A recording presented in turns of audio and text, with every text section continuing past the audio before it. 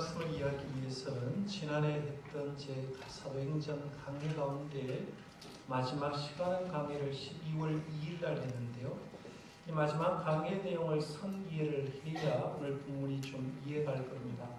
제가 사도행전 강의 마지막 시간에 어떤 말씀을 드렸느냐 하면 사도 바울이 로마에 1차에 감금되고 2차에 2년 동안 감옥생활을 한 다음에 풀려나서 그 다음에 어디로 갔는가를 이제 지도를 통해서 보여주는데, 사도 바울이 로마에서 풀려나서 어디로 갔다는 걸 성경의 기록에 남아 있지 않지만 역사가들의 기록에 보면 사도 바울은 이런 여정로로 통해서 사도 바울이 마지막으로 선교 여행을 했다 하는 부분을 제가 말씀드렸습니다. 그때 알듯이 사도 바울은 로마에서 풀려나서 스바나로 갔고 그동안 선교했던 기억을 다시 한번 돌아보는 여행을 했다라고 보는데요. 제가 이 그림을 한번 보여드린 적이 있을 겁니다. 사도 바울은 주 63년경에 로마에서 투옥되었다. 2년 정도 투옥되었는데 석방이 되었다. 죄명은 무죄였습니다. 2년 동안 있으면서 그 옥중서신 4권을 기록했다고 말씀드렸고, 석방되고 나서 그 다음 어디로 갔느냐 했을 때 서바나를 방문하게 됩니다. 이 서바나를 방문한 연도가 서기 63년동 64년경인데요. 지금으로 말하면 스페인과 포르투갈 지역이라고 말씀드렸어요. 그리고 난 다음에 64년에서 65년경에 어디를 방문하느냐 하면 그레데라는 섬입니다. 지금 여러분이 집중적으로 보셔야 될 게 오늘 그레데 섬 얘기를 계속해서 할 거니까요. 지금 그레데 섬을 집중해서 한번 보는데, 사도 바울이 이제 서바나 사역을 마치고 바울은 로마로 호송당할 때 처음 왔을 때 그 그레데에 도착한 적이 있는데, 그레데에 가서 한 1년 정도 교회를 세우고 세운 다음에 거기에서 목회자 한 사람을 떨어뜨렸는데 그 사람이 누구냐면 디도 목사입니다. 디도 목사를 거기에 떨어뜨렸는데 오늘 그레데 섬을 중심에서 얘기할 테니까요. 지금 표기된 그레데 섬을 조금 집중해 놓고, 그 다음에 65년경동에 방문한 데가 밀레도를 방문합니다. 밀레도를 방문하고요. 66년경에 골로새와 에베소와 빌립보와 니고폴리 등 그동안 선교 여행을 했던 지역을 다시 재방문하면서 신방 사역을 감당합니다. 그리고 나서 이제 67년경에 다시 로마로 들어가서 재투옥이 되게 되는 걸 보게 됩니다. 이렇게 이제 다시 돌아온 무렵에 목회서신을 3번 기록하는데, 우리 목회서신이라고 얘기하면 목회자가 목회자에게 주는 말씀인데, 디모데전서, 디모데후서, 디도서를 목회서신이라고 얘기합니다. 로마로 오는 가운데 아마 마게도냐와 아가야 지방을 여행하는 중에 디도서의 말씀을 기록했을 겁니다. 그러니까 오는 가운데 그레데에 있던 디도 목사를 생각하면서 디도서를 기록했고요. 로마로 투옥되기 직전에 디모데 전서를 기록했고, 로마에 투옥된 이후에 순교하기 전에 마지막으로 기록한 말씀이 디모데 후서다라고 제가 이렇게 말씀을 드렸습니다. 제가 이렇게 설명을 드리면 그렇구나, 디도서를 누가 기록했는가 대답이 나오고요. 디도는 어디에서 목회를 하고 있었는가 답이 나오게 되죠. 그 다음에 기록한 연대는 언제쯤인가 라고 했을 때 기록한 연대를 대체적으로 이 정도로 본다라고 이제 얘기를 할 수가 있는데요. 그러면 이 정도로 선이해를 한 다음에 이제 오늘 본문을 조금 더 들어가 보면, 그러면 디도는 어떤 사람인가 물어볼 수가 있습니다. 디도는 아버지 어머니가 헬라 사람이에요. 그러니까 자기도 당연하게 헬라 사람이었습니다. 헬라 사람이 예수 그들을 믿었는데 사도 바울에게 복음을 듣고 예수님을 믿고 그리스도인이 됩니다. 그리스도인이 된 다음에는 사도 바울의 동역자가 되어서 복음을 전하기에 협력했고요. 그런데 사도 바울이 3차 전동을 할 동안에는 사도 바울이 고린도 전서를 쓰고 고린도에 보낸 편지를 썼는데, 이 편지를 들고 고린도에 직접 가서 전달한 사람이 누구냐면 바로 디도가 전달했다고 볼 수가 있고, 예루살렘 교회가 경연이 돼서 굉장히 힘들 때 예루살렘 교회를 위해서 헌금 모금 많은 일에 자원한 사람이 누구냐면 디도 목사가 자원해서 굉장히 힘든 예루살렘 교회를 도와주었다라고 볼 수가 있죠. 그가 사도 바울이 마지막 여행하는 곳에 함께 했다가 결국에는 그레데 사람을 목회하는 목회자가 되어서 거기에 남아 있었다라고 보시면 됩니다. 사도 바울은 디도에 대해서 이렇게 얘기를 합니다. 오늘 말씀해 보면 평가를 얘기하는데 4절 상반절에 이렇게 평가를 합니다. 같은 믿음을 따라 나의 참 아들 된 디도에게라고 했어요. 사도 바울이 전도해서 아들을 만든 거죠. 그래서 예수 믿었으니까 너는 나에게 참 아들이다 라고 부를 만큼 사랑했고 그들 아들처럼 믿었던 것을 보게 됩니다. 고린도후서 8장 23절에 보면 또 디도를 이렇게 평가합니다. 디도로 말하면 나의 동료여 너희를 위한 나의 동력자요 우리 형제들로 말하면 여러 교회 사자들이요 그리스도의 영광이니라 라고 말하면서 디도를 평가하는데 디도는 나의 동료다라고 했어요. 그 다음에는 나의 동력자다라는 얘기했고 그 다음에 여러 교회 사자들이라고 했는데 난나주에 보니까 이 사자들을 사도들이라고도 번역이 가능하다고 했어요. 그래서 디도를 사도라고 이렇게 얘기를 했고 그 다음에 그리스도의 영광이라고 얘기했습니다. 이는 그리스도의 영광이라고 얘기를 하는데요. 지금으로 말하면 이런 수 있어요. 사도 바울은 담임 목사고 디도는 사도 바울의 사역을 돕는 부목사입니다. 부목사라고 할 수가 있는데요. 담임 목사가 부목사를 이렇게 좋게 평가한다는 것은 사실은 굉장히 쉽지 않은 얘기인데 사도 바울은 디도 목사를 평가하면서 이렇게 귀하게 평가를 봅니다. 보통 우리가 신앙생활 할 때 이렇게 얘기하는 사람이 많아요. 신앙생활은 하나님과 1대1의 관계이기 때문에 하나님과의 관계만 잘하면 됩니다라고 하는 사람들이 많습니다. 그러나 그렇지 않습니다.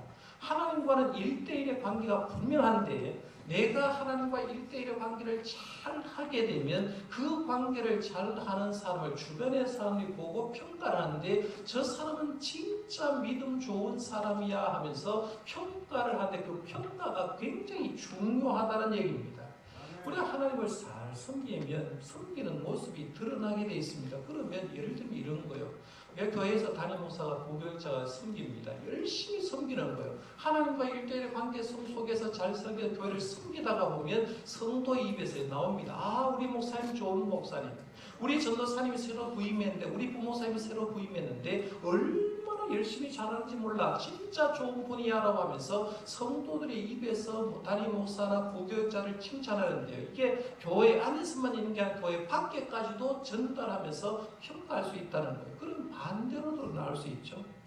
교인들의 신앙생활 잘하면 담임 목사나 교역자들이 신앙생활 잘하는 분을 보고 평가를 합니다. 야, 우리 교회 장로님 같은 분이 없어. 우리 교회 권사님, 우리 교회 안수입장 같은 분이 없어 라고 말하면서 밖에 동료를 만났을 때나 밖에 있는 사람들을 만났을 때 우리 교회를 자랑하는 거예요. 야, 우리 교회 장로님 진짜 좋아. 우리 교회 권사님 진짜 좋아 라고 말하면서 목회자도 역시 성도나 교회 중직자들을 좋게 평가하는 걸 보게 되는데요. 오늘 본 말씀을 쭉 보면서 느끼는 게 뭐냐면 디도 목사를 영적인 아버지였던 사도 바울은 이렇게 좋게 평가하고 있는 걸 보면서 이런 생각 한번 해볼 수가 있죠. 우리 재직원들, 특별히 우리 재직원 헌신 예배니까요. 나에 대한 평가를 하나님은 어떻게 하실까 한번 물어볼 수가 있죠. 때로는 하나님은 눈에 보이지 않지만 내가 지금 섬기는 것을 담임 목사는 과연 어떻게 평가할까? 아니면 옆에 있는 성도들은 나를 어떻게 평가할 거라 한번 생각해 보면서 저와 여러분들이 교회를 섬길 때 디도 목사처럼 좋은 평가를 받는 재직원들 되시기를 바랍니다. 이게 굉장히 중요한 거예요. 그 다음에 두 번째 우리가 생각할 것은 디도가 이제 사역하고 있는 그레데 섬은 어떤 곳인가 한번 생각해 볼 필요가 있습니다. 자, 지도를 다시 한번 보여드리겠습니다. 아까는 제가 그레데 섬을 전체적으로 한 점을 보여드렸고요. 밑에 있는 건 아까 보였던 점선이고 위에 있는 것은 이제 그레데 섬을 조금 더 넓게 평가해서 이제 넓게 본 건인데요. 그레데 섬 얘기하면 이미 사도 바울은 로마로 악송하면서 그레데 섬에 들린 적이 있죠. 알렉산드리아호를 타고 사도 바울이 처음 도착한 건 중간 지점 좀 있는 미항이라는 곳에 도착을 했습니다.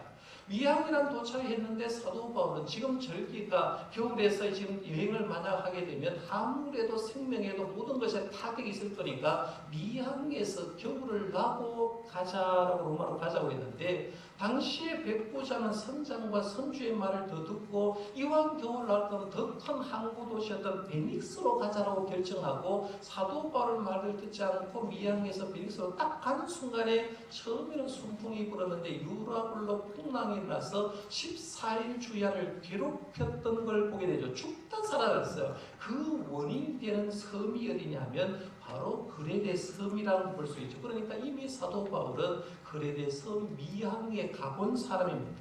그 다음에 그레데 섬은 지중해 상에 있는 섬 가운데 네 번째로 큰 섬입니다. 네 번째로 큰 섬인데요. 옆에 길이가 굉장히 길잖아. 길이가 얼마 정도가 되느냐 하면 약 250km 정도 됩니다. 섬 길이가 250km.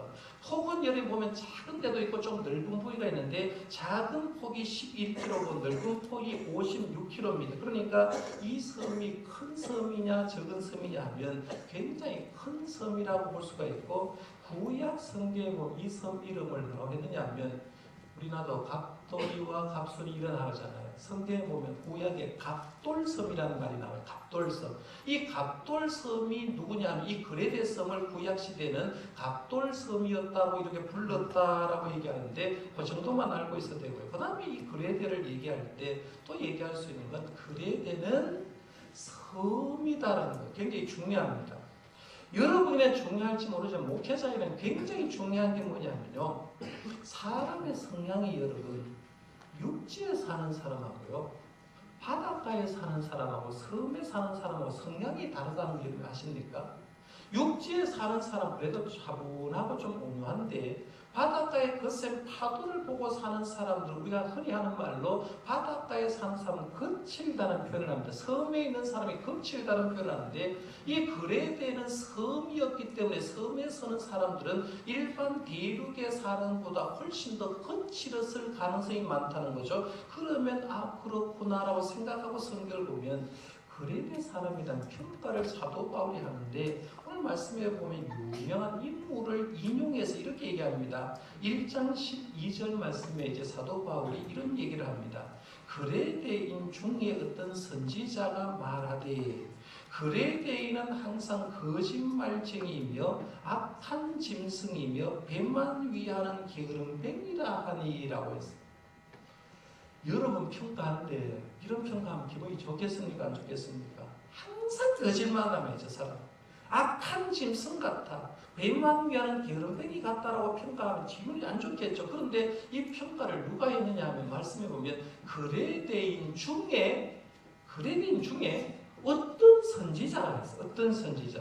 여기서 어떤 선지자, 보통 얘기하면 하나님을 잘 믿는 사람을 얘기하는데 여기서 말하는 선지자는 앞을 좀 볼 수 있었던 사람이라 볼 수 있는데, 역사가들은 그 사람이 누구라고 하냐면 그리스의 7대 현인 중에 한 사람이었던 에피메니데스라는 사람이 바로 이 사람일 거다라고 추정합니다. 에피메니데스에 대한 사람은 전설적인 일화가 하나 남아있는데 얘기 하나 해드릴게요.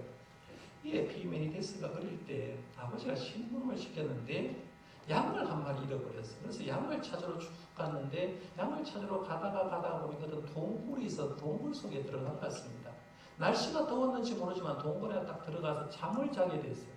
잠을 잤는데 잠을 얼마 정도 잡니까? 여러분 잠 푹 잤다고 하면 얼마 정도 잠 푹 자겠습니까? 6시간, 10시간, 12시간, 하루 이틀 잠 푹 자겠습니까? 이 사람은 잠을 자는데 잠을 얼마 정도 자느냐 하면 1년도 아니고 10년도 아니고 무려 잠을 몇 시간 잤느냐 하면 50년 동안 잠을 잤어요. 50년 동안 잠을 잤는데, 우리가 여러분들이 그 사람이 혼수 상태에 있어도 수염 나거든요. 머리 깁니다. 살아있는 생물은 내가 무의식 상태에 있어도 모든 것이 자라는 건데, 아마 이 사람 에피메니데스가 15살쯤 해서 양을 찾으러 갔다고 하면 50년 지났으니까 65세쯤 됐을 거란 말이에요. 그러면 50년 동안 잠을 자고 딱 일어나 보니까 머리는 검은 머리가 흰 머리가 돼요. 수염이 없던 수염이 나한테 옆에서 마치 산신령처럼 돼 있었다는 거죠. 근데 놀라운 게 하나 있어요. 50년 동안 자고 일어나는데, 이 전설 얘기입니다, 지금요. 50년 동안 자고 딱 일어났는데 이 사람이 자연과학과 의학에 대한 놀라운 지식을 소유하게 됩니다. 50년 동안 자는 가운데 놀라운 의식을 소유하게 되는데, 그래서 자기가 50년 자고 나서 깨어서 어디로 가느냐 하면 그리스 아테네로 갑니다. 아테네로 가서 자기 의학적인 지식이 있으니까 많은 병자를 고쳐줬고요. 그 다음에 정치적인 어떤 문제가 발생될 때 정치 문제도 막 풀어줬습니다. 그러니까 아테네 사람이 이 사람이 너무 좋으니까 이 사람에게 보상을 해준다고 명예를 준다고 막 얘기를 하니까 이 사람은 자기가 그런 명예나 보상을 거절하고 어디에 돌아오느냐면 그레데에 다시 자기 고향에 돌아왔습니다. 고향으로 돌아와서 결국에는 살다가 세상을 이제 떠나는데요. 그레데 사람들은 이 사람 에피메니데스를 어떻게 평가하느냐 하면 저 사람은 사람인과 동시에 신이다 평가합니다. 철학자 플라톤도 그를 평가할 때 저 사람은 신이고 인간이라고 해서 이 에피메니데스를 신인이라고 이렇게 평가를 하는데요. 이 에피메니데스가 자기가 고향 사람, 자기가 그레데인데 그레데 사람을 평가하면서 이렇게 평가했다는 거 아닙니까? 항상 거짓말쟁이, 악한 짐승이고 배만 위하는 게으름뱅이다라고 얘기했어요. 여러분, 살고 있는 사람이 자기 본토의 사람 성질을 이 정도로 얘기했다고 하면 그레데 사람의 성향이 어쩐지 이해가 갈 겁니다. 그러면 이걸 이제 조합을 해서 이렇게 한번 생각해 보겠습니다. 그레데 사람하고 섬 사람하고 거기에 이제 목회자로 파송됐던 디도 목사하고 연결 조합을 해서 한번 생각하는 거예요. 뭐 여러분하고 관계가 없지만 저는 목회자니까 이렇게 한번 생각해 보는 겁니다. 목회자하고요, 목회 임지는 부부처럼 찰떡궁합이 되어야 재미가 있습니다. 목회자가 아무리 좋은 사람이 와도 목회지가 안 좋으면 목회를 못하게 돼 있어요. 반대로 목회지가 아무리 좋아도 이상한 목사가 들어오게 되면 그 교회는 안 되게 돼 있습니다. 그러니까 진짜 목회가 활기차게 역사가 일어나려고 하면 목사님도 좋아야 되고 목회지의 바탕도 굉장히 좋아야 됩니다. 그런데 지금 보면 제가 디도 목사를 얘기하면서 사도 바울이 이런 칭찬을 받았습니다 라고 얘기하면서 디도 목사는 굉장히 대단한 사람이라고 평가할 수가 있는데 그레데 섬에 살고 있는 사람들은 그런 사람이 아니었다는 거죠. 목회지로 말하면 최악의 목회지라고 볼 수가 있는데요. 영적인 아버지 사도 바울은 디도 목사를 그런 곳에 탁 떨어져 놓고 사도 바울 혼자 마지막 정리하면서 일을 했습니다. 목회를 옛날 말로 하면 이렇게 정리해 볼 수가 있을 것 같습니다. 전혀 알지 못하는 가문에 남편 하나 막 믿고 시집 가는 게 목회와 같다 이렇게 할 수가 있어요. 이거 넷만 정리하는 거예요. 이 설교 준비하면서 이렇게 정리를 한번 해보는 거예요. 옛날 예를 한번 보십시오. 목회자는 예수님을 남편으로 삼는 거죠. 예수님과 결혼했어요. 어떤 예수님을 섬기면서 예수님이 원하는 집에 시집을 갔습니다. 시집을 갔는데 아직 시아버지가 누군지 잘 몰라. 시어머니가 누군지 잘 몰라. 시누이가 누군지 잘 모르는데 가보니까 시아버지가 너무 무서워. 그 다음에 시어머니는 사사건건 시비 거는 시어머니. 그 다음에 시누이는 까탈스러운 시누이를 만났다고 생각해 보십시오. 남편 좋아서 시집 가는데 시집에 있으면서 생활하려고 얼마나 힘들겠냐는 거예요. 디도 목사도 그렇다는 겁니다. 아마 좋지 못한 집에 시집간 신부와 같은 심정으로 글에 대해서 굉장히 힘들게 지금 목회를 하고 있을 때에 도대체 왜 영적인 아버지 사도 바울은 날 여기 그레데에 남겨뒀는지 도대체 이해가 안 가는 거예요. 이해가 안 가지만 사역을 하고 있는데 사도 바울은 이미 고군분투하고 있을 디도를 생각하면서 그래 너를 내가 그레데에 떨어준 이유는 이런 이유야라고 하면서 궁금증을 해결해 주는 거죠. 우리도 궁금한데 디도 목사도 굉장히 궁금했을 거예요. 그 궁금증을 설명하기 시작하는 것이 바로 오늘 본문인데요. 오늘 본문 말씀 한번 보십시오. 5절 말씀에 이렇게 시작합니다. 내가 너를 그레데에 남겨둔 이유는 도대체 나 이해 안 가. 내가 왜 그레데에 있어야 될까 이해가 안 가는데 그 이해가 안 가는 걸 얘기를 하면서 내가 너를 디도 목사를 그레데 섬에 남긴 이유가 있다라고 말하면서 두 가지 답을 썼어요. 첫 번째가 뭐냐면 왜 남겼느냐. 첫째는 남은 일을 정리하기 위해서 너를 남겼다고 했죠. 그래서 상반절을 보십시오. 내가 너를 그레데에 남겨둔 이유는 첫 번째로 남은 일을 정리하고 라고 했어요. 남은 일을 정리하고. 제가 자주 드리는 말씀이지만 이 세상에 있는 교회는 모두가 불완전한 교회입니다. 여러분이 생각하는데 좋은 교회라고 아무리 생각하는 좋은 교회도요. 그 교회는 제도적으로도 불안하고 영적으로도 불안한 교회입니다. 왜냐하면 그 교회는 예수를 머리로 삼고 있지만 모두가 사람이기 때문에, 불완전한 사람이 모여있기 때문에, 불완전한 사람이 모여 꾸려가는 교회는, 완전한 교회는 한 교회도 없습니다. 그러니까 우리가 신앙생활하면서 우리 교회는 완전하겠거니라고 생각하는데요, 완전한 것이 없다는 얘기죠. 왜? 내가 불완전하기 때문에 그렇다는 거예요. 그러니까 완벽하게 보이는 교회도 완전한 교회가 없는데, 그레데 교회는 그럼 어떤 교회인가 한번 보십시오. 그레데 교회는 사도 바울이 1차로 여행하면서 들렸다고 제가 말씀드렸고, 물론 성경에 기록해 보면 오순절 성령 강림이 있을 때 그 그레데 사람들이 이미 성령 강림하는 장면에 왔기 때문에 아마 성령 강림을 체험하고 일부의 사람 그레데 가서 전도했을 가능성이 굉장히 많습니다. 그러면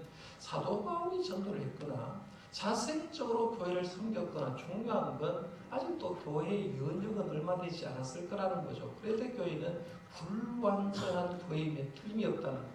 그 불완전한 교회에 왜 디도를 남겼느냐 하면, 네가 지금 할 일이 있는데 남은 일을 정리하기 위해서 네가 남았다는 거예요. 영역을 한번 생각해 보십시다. 하나님은 왜 나를 정동교에 남기셨는가 한번 물어보시고 대답을 한번 해보십시오. 왜 수없이 많은 우리 교단에 9,000개 정도가 되는 교회에, 저 같은 경우에 왜 그 많은 교회 가운데 우리 정동교에 왜 날 보냈을까 물어볼 수가 있는 거죠. 왜 나를 정동교회 장로로, 안수입사로, 권사로, 서리입사로 세워주셨을까 물어볼 수 있는 거예요. 왜 우리를 여기에 세워주셨을까요? 사도 바울은 교회 직분자 세운 얘기를 정확하게 이렇게 얘기합니다. 에베소서 4장 11절 12절 말씀 같이 한번 읽어볼까요? 시작. 그가 어떤 사람은 사도로, 어떤 사람은 선지자로, 어떤 사람은 복음 전하는 자로, 어떤 사람은 목사와 교사로 삼으셨으니 이런 성도를 온전하게 하여 공사의 일을 하게 하며 그리스도의 몸을 세우려 하심이라. 아멘. 교회의 직분자 세운 첫 번째 이유는 성도를 온전하게 하는 것. 두 번째가 성도가 공사일을 하도록 하는 것. 세 번째가 그리스도의 몸을 세우려고 한다라고 얘기하는데, 쉽게 말하면 이런 거예요. 교회의 목회자와 재직을 왜 세우느냐 하면 그 교회가 불완전한 교회이기 때문에 완전한 교회로 만들어 가도록 하기 위해서 교회의 직분자를 세웠다라고 볼 수가 있는 거예요. 그걸 첫 번째로 얘기합니다. 두 번째 기도를 왜 그레데 섬에 남겼냐 했을 때, 두 번째 보면 각 성의 장로를 세우기 위해서다 했어요. 5절 하반절에 한번 보십시오. 5절 하반절에 보면 내가 명한 대로 각 성의 장로들을 세우게 하려 함이니라고 했고, 6절에 보면 장로의 자격을 쭉 얘기를 하고 있는데요, 장로를 세우게 했다고 했어요. 제가 그레데 섬을 쭉 얘기를 하면서 사실은 그레데 섬에 교회가 요즘 말로 몇 개 교회가 있는지 모릅니다. 교인이 얼마인지 모르는데 중요한 건 디도 목사 혼자 그레데 섬을 사역하기가 불가능했다는 얘기예요. 아까 제가 말씀드렸어요. 그레데 섬의 길이가 얼마가 된다고 했죠?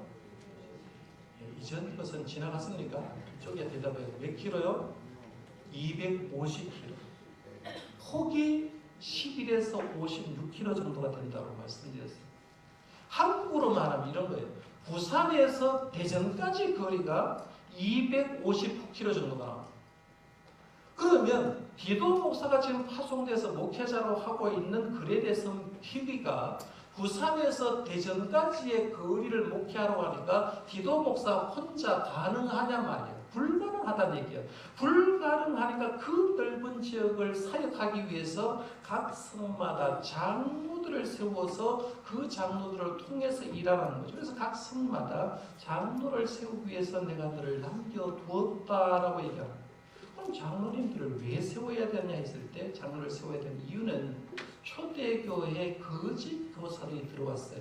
거짓 교사들이 들어와서 성도의 신앙을 위태롭게 하고 있기 때문에 성도들의 신앙을 세우기 위해서 장로들을 각 성마다 세우라고 얘기하는데요, 이 거짓 교사들이 어떻게 날뛰었느냐 하면 이어지는 10절과 11절 말씀에 보면 그레데 섬에 있었던 교사들에 대해서 사도 바울이 이렇게 얘기합니다. 한번 보세요. 10절 11절 같이 읽어볼까요? 시작. 불순종하고 헛된 말을 하며 속이는 자가 많은 중 할례파 가운데 특히 그러하니 그들의 입을 막을 것이다. 이런 자들이 더러운 이득을 취하려고 마땅하지 아니한 것을 가르쳐 가정들을 온통 무너뜨리는도다 했어요. 거짓 교사들은 더러운 이득을 취하고 마땅하지 않은 걸 가르쳐서 가정을 온통 세운다, 무너뜨린다? 무너뜨린다고 했어요. 거짓 교사의 특징은 가정을 무너뜨리는 거예요. 여러분들이 이단하고 정상적인 교회를 판단할 때 가장 중요한 건 가정을 세우는 교회는 정상이에요. 가정을 깨고 교회를 살리고 하는 이단입니다. 이건 기본적으로 알고 있으면 되는데요. 이렇게 얘기를 하는 거예요. 그 다음에 디모데후서 2장 18절에도 거짓 교사들에게 이렇게 얘기합니다. 진리에 관하여 그들이 거릇되었도다. 부활이 이미 지나갔다 함으로 어떤 사람의 믿음이 무너뜨리느니라 라고 얘기하는데요. 거짓 교사들의 특징을 종합하면 첫 번째는 스스로 진리에 복종하지 않습니다. 자기가 진리상을 안 산다는 거예요. 두 번째는 헛된 말로 교인들을 속입니다. 그런데 지금 신천지와 같은 사람들은 거짓말하면서 이게 하나님 주신 모략이다라고 하면서 거짓말 많이 하거든요. 그 다음에 세 번째는 거짓 교리를 가르쳐서 교회와 가정을 파괴하는 것. 마치 요즘 말로 하면요, 신천지하고 똑같습니다. 거짓말해서 사람을 데려가서 교회를 파괴하고 가정을 파괴해서 얼마나 힘들게 하는 사람이 많은데 신천지와 같은 그런 교사들이 많다는 거예요. 이런 상황에서 각 성마다 장로를 세워서 장로를 누굴 대신시키냐면 디도 목사를 대신하는 거예요. 대신해서 설교하고 대신해서 말씀 가르치고 대신해서 잘못된 사람을 잡으라고 일을 시킨 게 누구냐면 사도 바울이 디도를 파송하면서 거기서 장로를 세우라고. 그러면 장로님들이 해야 될 일은 뭐냐면 성도들이 바른 신앙에서 자라도록 잘 도와주는 거죠. 그 다음에는 장로님들은 거짓 교사나 이단이 들어왔을 때 거기에서 성도를 막아주는 일을 하는 게 바로 장로의 일이라고 볼 수 있는데요. 그래서 오늘 말씀을 쭉 보면서 느끼는 게 각 성에 장로를 세우라는 이유는 믿음이 연약한 성도를 돌봐주고 그들로 하여금 온전한 믿음으로 잘 자라도록 하기 위해서 장로를 세우라고 했습니다. 자, 그러면 이제 우리 문제를 한번 가져가겠습니다. 하나님은 왜 우리에게 직분을 주셨습니까? 저에게는 목사의 직분을 줬어요. 여러분은 장로로, 안수집사로, 권사로, 서리집사의 직분을 주셨습니다. 왜 하나님은 여러분에게 직분을 주셨습니까? 명예직입니까? 아니에요. 명예 주려고 직분 준 적은 한 번도 없습니다. 왜 하나님께서 우리 교회를 통해서 담임 목사로, 장로로, 안수집사로, 권사로, 서리집사로 왜 직분을 주셨냐라고 얘기를 한다고 하면 이렇게 대답해야 됩니다. 내보다 더 연약한 성도를 도와주기 위해서. 내보다 더 연약한 성도를 우리가 도와줘서 함께 잘 살고 함께 건강한 교회를 만들기 위해서 하나님은 교회에 직분자를 주신 거예요. 이 직분자 의식이 잃어버리면 교회 안에서 직분 받아놓고 교회를 오히려 힘들게 할 가능성이 많습니다. 자, 그러면 진지하게 세 가지 직분에 한번 답을 해보십시오. 첫 번째는 하나님은 나에게 직분을 왜 주셨는지. 두 번째, 정동교회에서 내가 할 일은 뭔가. 세 번째, 왜 내게 하나님은 건강을 주셨고 믿음을 주셨고 재능을 주셨나. 이 세 가지를 압축하면 이런 질문이 나옵니다. 내가 여기에 서 있는 이유, 내가 정동교회에 서 있는 이유가 도대체 뭐냐. 이게 물음이에요. 정답을 발표하겠습니다. 왜 하나님은 나에게 직분을 주셨는가?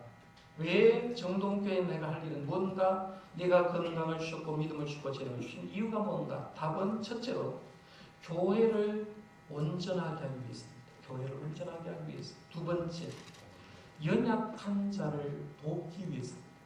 우리의 모든 존재 목적은 불완전한 교회를 온전하게 하는 거고요. 연약한 성도를 도와주는 게 직분자의 목적이라는 거죠. 그러면 내가 직분자의 사명을 감당하고 있다라고 하는 사람은 그 사람의 교회가 세워가야 돼요. 그 사람을 통해서 연약한 자가 힘을 내 이런 교회가 좋은 거예요. 사도 바울은 이런 귀한 일을 한 디도 목사에게 편지를 쓰면서 축복 기도부터 해줬어요. 4절 하반절에 보십시오. 하나님 아버지와 그리스도 예수 우리 구주로부터 은혜와 평강이 내게 있을지어다. 하나님이 기뻐하는 일을 하는 사람은 항상 그에게 하나님의 은혜, 평강의 복이 주어집니다. 사랑하는 성도 여러분, 우리도 주님의 일을 위해서 이렇게 하면 주님의 교회를 온전하게 하고 연약한 자를 도와줄 때 하나님은 우리에게 은혜와 평강의 복을 주실 줄 믿습니다. 이 복을 받은 우리는 저와 여러분들 되시기를 바랍니다. 기도하겠습니다.